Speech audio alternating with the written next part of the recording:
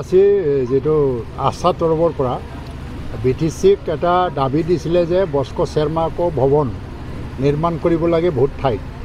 তো তেনেকৈ BTC চৰকাৰে বহুত ঠাইত বাগানপাৰা আৰু চিৰাং বা গুৰুপেল্লা এনেকৈ বাক্সা জিলাৰ ভিতৰত আৰু ওদালগুৰি বহুত ঠাইত এনেকৈ বস্কো চেৰমাকো ভৱন এটা চেংচন দিছে। গুৰুপেল্লাত 24 লাখ টকাৰ এইটো নিৰ্মাণ কৰা হ'ল। আজি এই ভৱনটো প্ৰদীপ নাগৰ নামেৰে উৎসৰ্গা কৰা হ'ল। এইটো মই উদ্বোধন কৰিবলৈ পাই মই নিজে বহুত আনন্দিত আৰু সৌভাগ্যৱান বুলি ভাবিছোঁ। কাৰণ বস্কো চেৰমাকো এই ব্যক্তিজনক তেওঁ বয়সত মোতকৈ সৰু, তেওঁক মই জীৱনত বহুতবাৰ লগ পাইছোঁ। শিক্ষিত ব্যক্তি আৰু খুব ৰেচনেল আছিলে, ডেম'ক্ৰেটিক আছিল। জাতীয় জীৱনত বহুতখিনি কাম কৰি গ'ল, তেখেতৰ নামত ভৱন নিৰ্মাণ কৰিছে। আৰু এইকাৰণে আজি মই এই অনুষ্ঠানত এটা আহ্বানো দিছোঁ আদিবাসী যিটো আমাৰ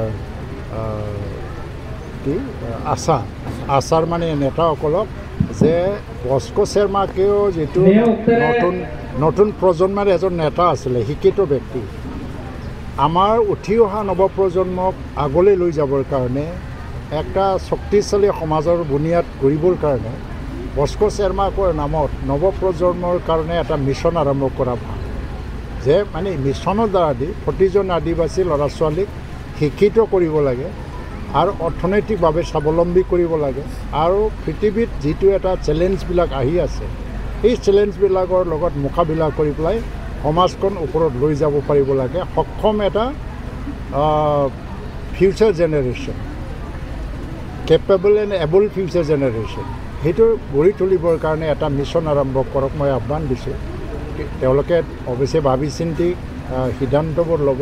তো তেনেকৈ BTC চৰকাৰৰ পৰা প্ৰতিটো জনগোষ্ঠীৰ যিটো এটা আৱেগ আৰু এছপিৰেশ্যনটো সন্মান দি পেলাই যি ভৱন নিৰ্মাণ কৰি দিয়া হ'ল আৰু কৰিব লগা আছে, তাৰ কাৰণে প্ৰমোদ বড়ো ডাঙৰীয়াকো মই ধন্যবাদ দিছোঁ। আৰু আজি মোক মাতি পেলাই ইয়াত উদ্বোধন কৰিবলৈ সুযোগ দিয়াৰ কাৰণে আশাক মই ধন্যবাদ দিছোঁ।